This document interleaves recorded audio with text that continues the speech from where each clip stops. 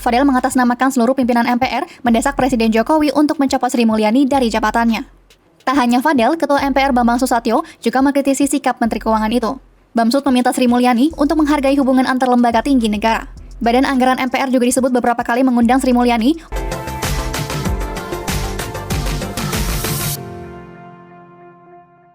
Hai guys, Assalamualaikum warahmatullahi wabarakatuh. Salam sejahtera untuk kita semua. Benang merah Rizik Syihab dengan Wakil Ketua MPR yang meminta Menkeu dicopot. Artikel dari Nafis. Tadi penulis tidak sengaja membaca berita bahwa 2 orang petinggi MPR berang terhadap Menteri Keuangan Sri Mulyani untuk dipecat guys. Setelah ditelusuri, ternyata karena Sri Mulyani memotong anggaran dan dituding tidak menghargai MPR Republik Indonesia. Permintaan untuk memecat Sri Mulyani datang dari Wakil Ketua MPR RI Fadel Muhammad. Dia memprotes kebijakan Sri Mulyani yang telah memangkas anggaran MPR yang nilainya sudah kecil. Hal ini guys, menurutnya tidak sejalan dengan kondisi keorganisasian MPR yang justru lebih gemuk dari semula 4 pimpinan menjadi 10 pimpinan. Kami di MPR ini kan pimpinannya 10 orang, dulu cuma 4, kemudian 10 orang. Tapi anggaran MPR malah turun terus, kata Fadel seperti itu. Kemudian Ketua MPR Bambang Susatyo atau Bamsud pun juga ikut menimpali pernyataan Fadel itu guys.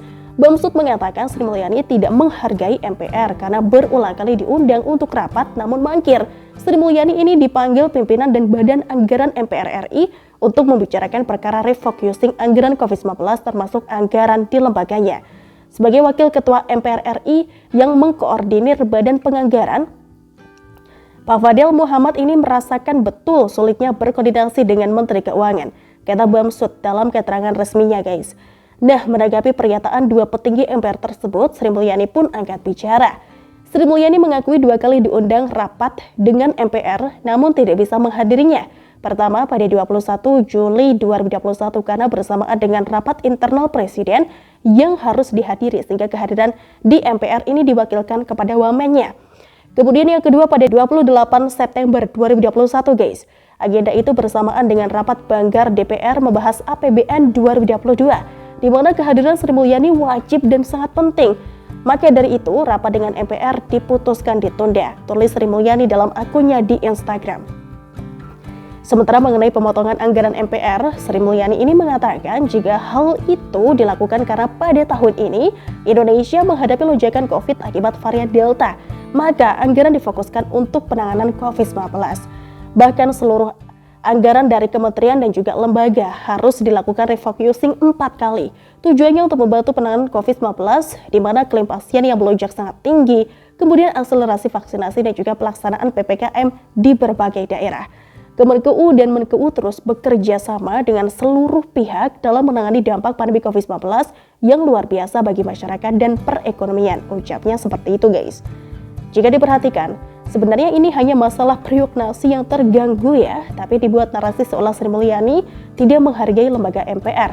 Sebagai rakyat kecil nih guys, penulis sebenarnya merasa malu loh melihat kasus ini menjadi perbincangan publik, terkesan sesama lembaga negara tidak akur ya, dan lebih miris lagi karena kasus uang atau anggaran. Seharusnya kita sebagai rakyat Indonesia pun juga merasa bangga dan juga berterima kasih kepada Menkeu guys, karena beliau berusaha keras memikirkan nasib jutaan rakyat Indonesia yang terkena dampak dari COVID-19 selama ini.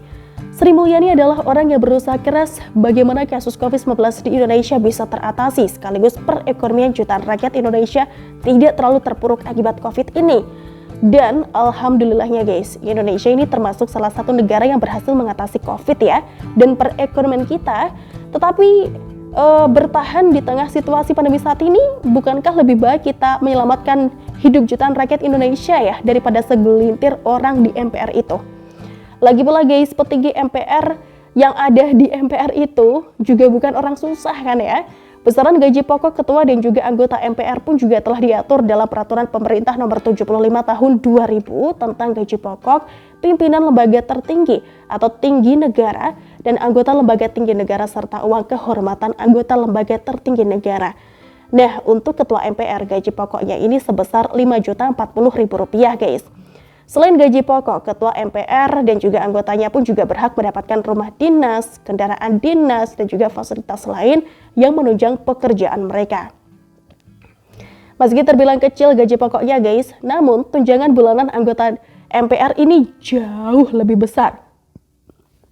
Sama seperti anggota DPR ya, anggota MPR ini juga berhak mendapatkan tunjangan listrik dan juga telepon, tunjangan aspirasi, tunjangan kehormatan, tunjangan komunikasi, hingga tunjangan untuk meningkatkan fungsi pengawasan. Jika anggota MPR tersebut juga merupakan anggota DPR, maka tunjangan bulanannya ini bisa mencapai 60 juta rupiah.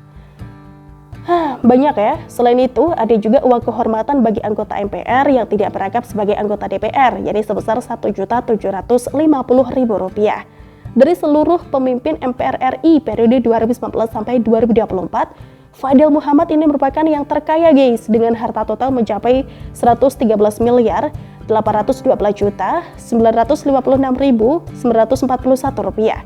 Kemudian disusul oleh Bambang Susetio dengan total harta mencapai 98.919.429 rupiah. Jadi sudah kelihatan bukan jika para petinggi MPR RI tersebut bukan orang miskin apalagi fakir. Jadi miris jika mereka sekarang perang setelah anggarannya dipotong oleh Menkeu Sri Mulyani. Menurut Lusius Geis, peneliti dari Forum Masyarakat Peduli Parlemen atau Formapi, alasan MPR yang meminta Sri Mulyani dicopot itu kekanak-kanakan dan tidak mencerminkan kebijaksanaan pimpinan MPR. Sikap tersebut juga justru menunjukkan MPR seperti kehilangan ruh kenegarawan ya mereka karena hanya memikirkan kepentingan lembaganya sendiri. Masa gara-gara pengurangan anggaran MPR, Presiden diminta mencopot Menkeu sih? Itu kok kekanak-kanakan banget, kata Lusius seperti itu. Lusius juga menambahkan guys, apabila MPR memang memiliki alasan untuk menaikkan anggaran mereka, seharusnya hal itu diperjuangkan saat proses pembahasan di DPR. Dengan sikap MPR seperti ini, menurutnya MPR hanya memanfaatkan lembaga untuk mengintimidasi pejabat lainnya. Dengan memanfaatkan lembaga untuk mengintimidasi pejabat lain, apalagi dengan alasan yang lebih terlihat sentimental, tutur Lusius seperti itu. Lagi pula guys, di tengah situasi seperti saat ini, tidak etis ya para petinggi MPR yang sudah kaya raya tersebut lebih mementingkan kelompoknya, sampai membuat wacana untuk meminta Menkeu dicopot. Kasus seperti ini malah bisa membuat rakyat semakin antipati loh terhadap segelintir orang yang ada di lembaga MPR RI tersebut. Lalu, siapa petinggi MPR RI yang memiliki benang merah dengan Rizik Syihab? Tidak banyak yang tahu guys jika menantu Rizik Syihab yang bernama Irfan Alaidrus ini ternyata keponakan Fadil Muhammad yang meminta Menkeu dipecat.